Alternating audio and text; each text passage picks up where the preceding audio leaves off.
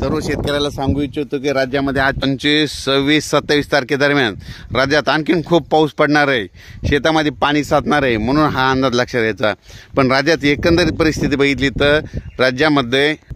25, 26, 27 दरम्यान राज्यात आणखीन जोराचा पाऊस पडणार आहे, ओढे नाले वाहणारा पाऊस पडणार आहे, तळ्यामध्ये पाण्याची आवक येणारा पाऊस पडणार आहे, म्हणून हा अंदाज लक्षात घ्यायचा। राज्यात इतर परिस्थिती बघितली तर राज्यामध्ये आपण जिल्ह्यावर बघू, चंद्रपूर, नागपूर, वर्धा, भंडारा, गोंदिया, यवतमाळ, वाशिम, अमरावती, अकोला, वर्धा, नागपूर, त्याच्यानंतर बुलढाणा, वाशिम, हिंगोली, नांदेड, परभणी, लातूर, बीड, उस्मानाबाद, सातारा, सांगली, सोलापूर, जत, पंढरपूर, त्याच्यानंतर पुणे, कोकणपट्टी, त्याच्यानंतर नगर जिल्हा, त्याच्यानंतर नाशिक जिल्हा, मालेगाव, संगमनेर, शिर्डी, राहता, त्याच्यानंतर गंगापूर, वैजापूर, सिल्लोड, कन्नड, जळगाव, जामोद, सिंदखेड राज्यात, त्याच्यानंतर धुळे, नंदुरबार, साक्री, पारोळा,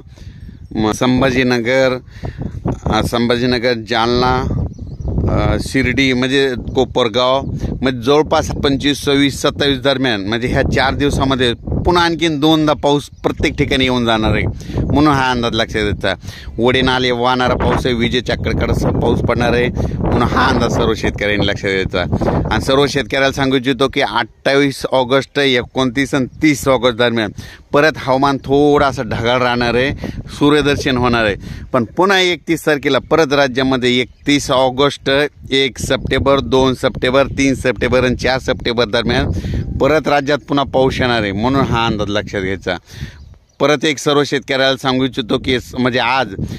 सर्व शेतकऱ्यांनी काय करायचं, दुपारनंतर आज काय होणार आहे, दुपारपर्यंत थोडं ऊन येणार आहे आणि ऊन आल्याच्या नंतर लगेचच दुपारच्या नंतर पुन्हा जोराचा पाऊस येणार आहे। असं काळकुट्ट आभाळ येईल, त्याच्यामध्ये पांढरे एकदम असे ढग दिसते आणि अंधार पडलेला दिसेल आणि त्या ठिकाणी मात्र जोरदार मुसळधार पाऊस पडेल, म्हणून हा अंदाज लक्षात घ्यायचा।